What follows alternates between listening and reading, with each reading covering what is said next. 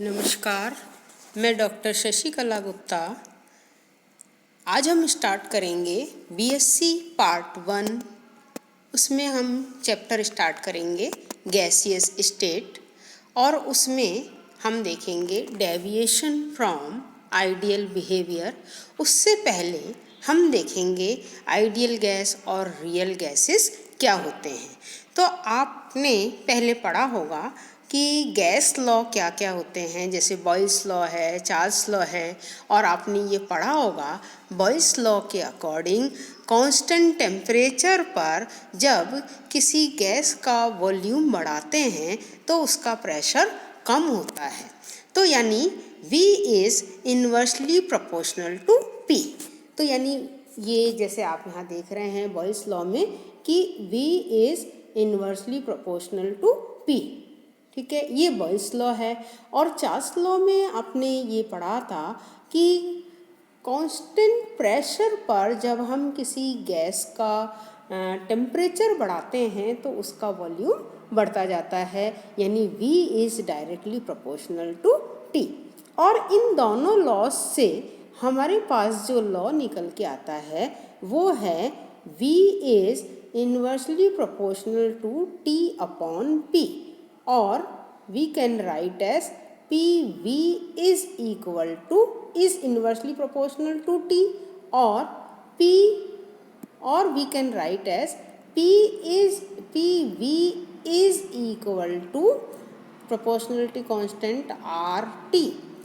R रिबर्ट constant है, और अगर हमें n मोल गैस के लिए लिखना है तो हम ये लिखेंगे PV is equal to nRT, और ये कहलाता है गैस लॉ, गैस का नियम, यानी PV is equal to nRT, ये गैस का नियम है। तो आइडियल गैस क्या होती हैं कि वो गैसेस जो कि सभी टेम्परेचर और प्रेशर पर गैस के नियम का पालन करती है, उसे हम आदर्श गैस कहते हैं। Ideal gas gases which follow gas law at all temperature and pressure. अब हम देखते हैं रियल गैसेस या वास्तविक गैसें क्या होती हैं। ये जो रियल गैसेस हैं इसकी डेफिनेशन देखिए, gases which follow gas law only on low pressure and high temperature but shows deviation from ideal behavior at high pressure and low temperature। यानी आदर्श गैसें क्या होती हैं, वास्तविक गैसें क्या होती हैं, ये वो गैसें होती हैं जो कि गैस के नियम का केवल कम दाब और उच्च ताप पर पालन करती है, लेकिन ये उच्च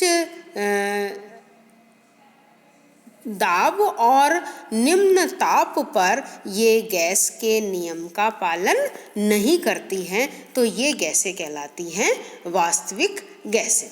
अब हम देखते हैं डायमेंशन ऑफ R, जो कि हम ideal gas equation PV is equal to R nRT से यानी निकालेंगे, यानी R की हम विमाएँ देखेंगे तो इस इक्वेशन को हम इस तरह से भी लिख सकते हैं, R is equal to PV upon NT, और P क्या है, प्रेशर, V वॉल्यूम है, तो pressure into volume divided by N है number of moles multiplied by temperature is equal to, अब आप ये जानते हैं कि P is equal to force upon area, ये होता है। तो हमने P प्रेशर की जगह हमने क्या लिख दिया, force upon area multiplied by volume upon mole into temperature, और फोर्स और इज इक्वल टू, अब हम ये जानते हैं कि जो वॉल्यूम है उस वॉल्यूम को हम ये लिखते हैं कि वॉल्यूम को हम ये लिख सकते हैं लेंथ क्यूब, ठीक है, और जो एरिया है उस एरिया को हम लिख सकते हैं लेंथ स्क्वायर। तो हमने यहाँ पर लिख दिया है, तो force into length cube divided by length square into mole into temperature, और which is equal to force into length रह गया ऊपर divided by mole into temperature, और हम ये जानते हैं कि work is equal to force into length. ठीक है, तो इसलिए हम फोर्स इनटू लेंथ यानी बल इनटू लंबाई जो है वो कार्य के बराबर होता है। तो इसलिए हमने ये लिख दिया, इसकी जगह वर्क डिवाइडेड बाय मोल पर टेम्परेचर। तो यानी R इज इक्वल टू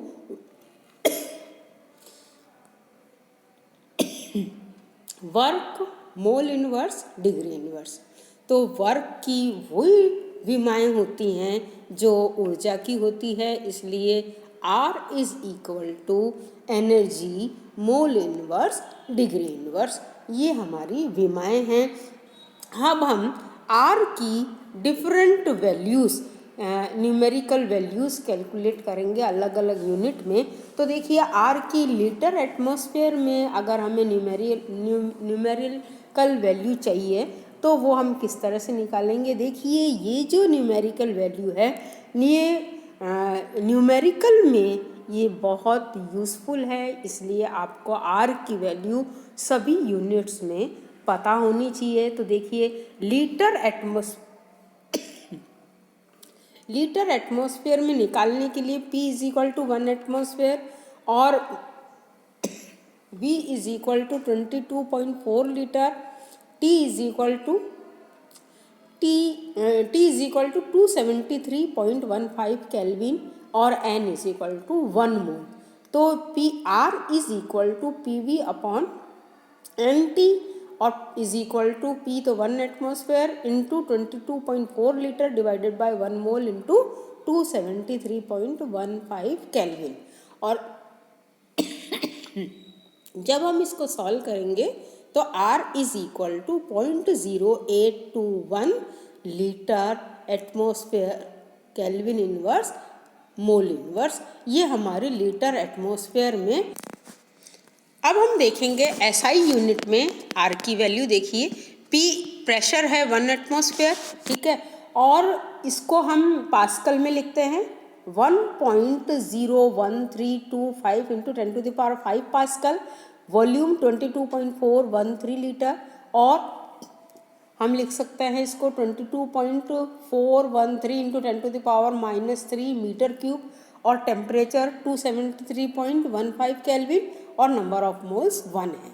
तो हम फिर से इस R is equal to PV upon NT में ये सारी वैल्यूज़ पुट कर देते हैं। तो हमारे पास जो वैल्यूज़ निकल के आती है, इसका सॉल्यूशन आता है, वो है 8.3144 pascal metre cube kelvin inverse mole inverse, या जूल में हम इसको इस तरह से भी लिख सकते हैं क्योंकि 1 joule is equal to 1 pascal metre cube होता है, ये आप देख रहे हैं ना, तो इसलिए हम इसको इस तरह से भी लिख सकते हैं 8.3144 joule kelvin inverse mole inverse. और अगर सीजीएस यूनिट में चाहिए तो हम ये जानते हैं कि 1 joule is equal to 10⁻⁷ erg, तो R is equal to 8.3144 into 10⁻⁷ erg kelvin inverse mole inverse, और R is equal to 8.3144 into 10⁻⁷ dyne centimetre mole inverse kelvin inverse. यानी आपको किस यूनिट में न्यूमेरिकल की में वैल्यू दी हुई है उसके अकॉर्डिंग आप R की वैल्यू को चूज़ करेंगे। अब हम देखिए कैलोरी में निकालते हैं। तो कैलोरी में हम ये जानते हैं कि 1 कैलोरी इज इक्वल टू 4 ये देख रहे हैं ना आप 4.184 जूल, और R is equal to 8.3144 joule kelvin inverse mole inverse divided by ये कैलोरी जो है ना 4.184 जूल केल्विन इनवर्स। तो R is equal to calorie में हमारी वैल्यू आ गई 1.987 calorie kelvin inverse mole inverse. तो इस तरह से ये हमारी वैल्यूज़ कैलोरी में निकल के आ गई। अब आप देखिए NTP STP, हम जानते हैं NTP या STP यानी नॉर्मल टेम्परेचर और प्रेशर, और नॉर्मल टेम्परेचर और प्रेशर होता है, मतलब टेम्परेचर तो होता है 0 डिग्री सेंटीग्रेड और प्रेशर होता है 1 एटमॉस्फेरिक प्रेशर। और SATP में यानी standard ambient temperature and pressure, उसमें भी हम R की वैल्यू को कैलकुलेट कर सकते हैं। उसके लिए हम प्रेशर लेंगे 1 बार और टेम्परेचर 25 डिग्री सेंटीग्रेड और वॉल्यूम 24.789 लीटर। तो R की वैल्यू, क्योंकि अब हमारे पास टेम्परेचर 25 डिग्री सेंटीग्रेड है, उसको केल्विन में बदलेंगे तो क्या आ जाएगा 298.15 केल्विन। और इस तरह से ये सारी वैल्यूज़ इस में रख देंगे R=PV/NT में। तो हमारे पास जो वैल्यू SATP में निकल के आएगी वो है 0.0841 bar litre mole inverse kelvin inverse. तो इस तरह से हम R के मान, देखिए आपने देखा ना कि R के जो मान हैं वो हमें आपको न्यूमेरिकल में क्या यूनिट दी हुई है, वॉल्यूम की लीटर में दिया है या मीटर में दिया है या सेंटीमीटर में दिया है, उसके अकॉर्डिंग आप R की वैल्यू को चूज़ करेंगे। इसको आपको विशेष तौर से ध्यान रखना है कि भाई R आपको जो है कैलोरी में जैसे निकालनी है R की वैल्यू तो ये होनी चाहिए, और अगर मतलब यानी 1.987 calorie kelvin inverse mole inverse होनी चाहिए। लीटर एटमॉस्फेयर में R की वैल्यू 0.0821 होनी चाहिए, और SI यूनिट में R की value 8.3144 joule kelvin inverse mole inverse होनी चाहिए। CGS यूनिट में 8.3144 into 10⁻7 R kelvin inverse mole inverse होनी चाहिए। इन बातों का आपको न्यूमेरिकल करते वक्त विशेष तौर से ध्यान में रखना है। ठीक है।